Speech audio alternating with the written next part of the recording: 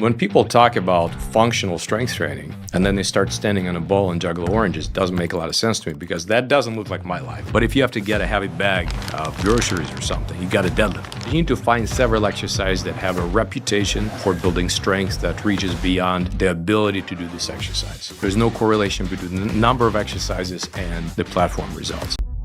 Beauty of the kettlebell for strength specifically is it's very easy to teach the body language of strength with a kettlebell. You would think that with a body weight it should be easier because a lot of the skills that I teach in my book The Naked Warrior, they are either gymnastics or martial arts based. So it's like, okay, here's the hollow position from gymnastics, or here's this little trick from hardstyle martial arts. So they're all both use body weight. Nevertheless, it takes a lot more processing to figure out how to do this right from scratch, like especially contracting your abs properly, especially if you don't have abs to start with. By the time you have them, that's good, but if you don't have them, it's hard. With a kettlebell, for example, you start doing double front squats with a pair of kettlebells. It's gonna be like zerchers. Your abdominal wall is gonna light up. You suddenly learn exactly, oh, this is what it means to get tight. Or you stick your elbows inside the knees and do a goblet squat. Oh, this is what the proper squat feels like.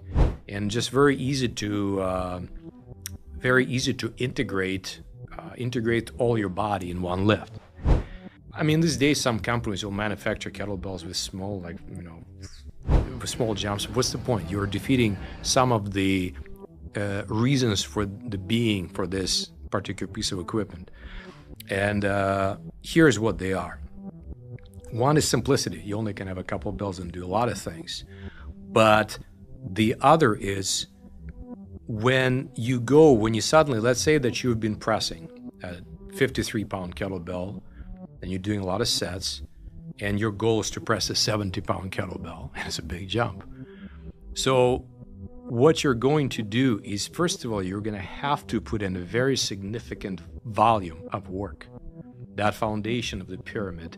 Many strength authors throughout history, Bill Starr and many others, use that analogy of volume as being the foundation of the pyramid. You're going to have to press that 24 kilo many times properly before you're going to have a run at 70. You have to develop the confidence. The other thing is you're going to have to acquire the skill of tension.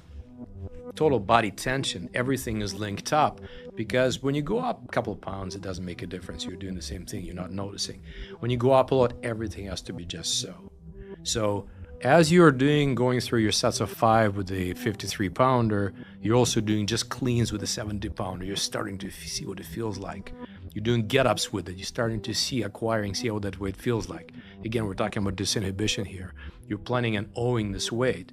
So you're forced to put in a very significant volume of work, which is very healthy. It will lead to a lot of really healthy adaptations.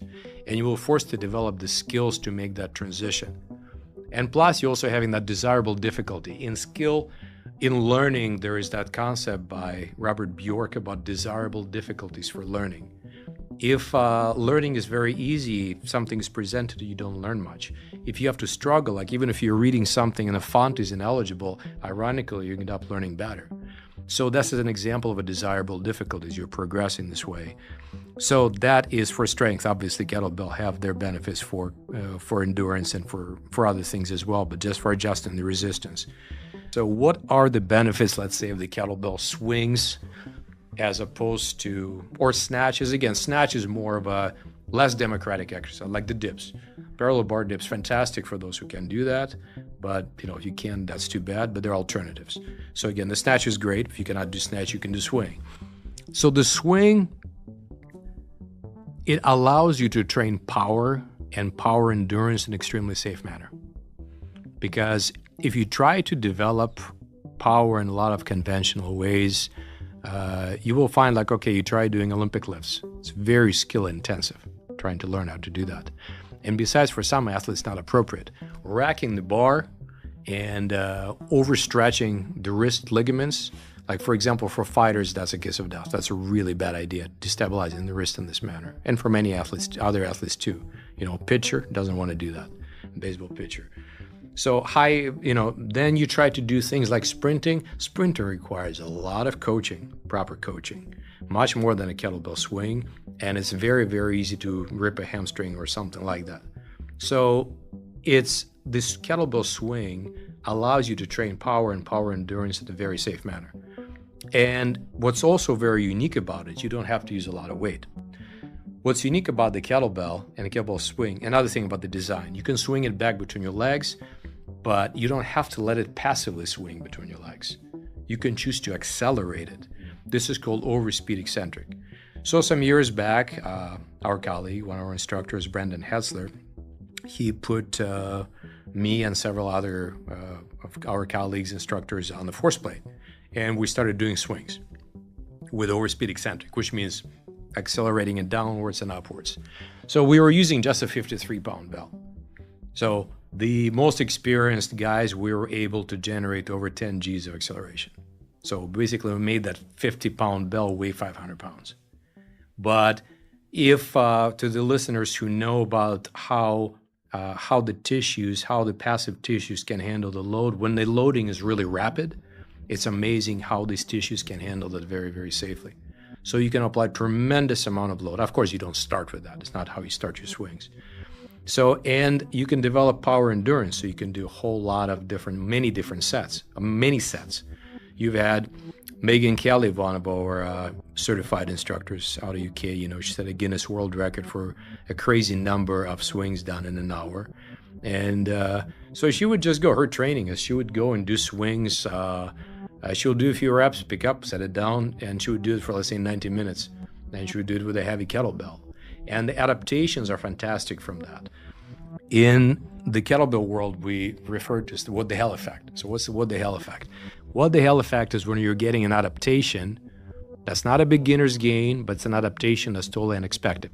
There's some collateral benefit, how suddenly you're able to do something. And the improvements in fat loss, improvements in resilience. So like, for example, speaking of resilience, so some of the tactical teams that I worked with in the US here, when they added either swings or snatches to their training with the kettlebell, plus one-legged kettlebell deadlifts as well, they stopped tearing their hamstrings. So you have this amazing way to do eccentric loading for the hamstring, but it's very safe and just really prepares you. One of my friends is still playing baseball in his 60s. He says, "Thank you for the kettlebells."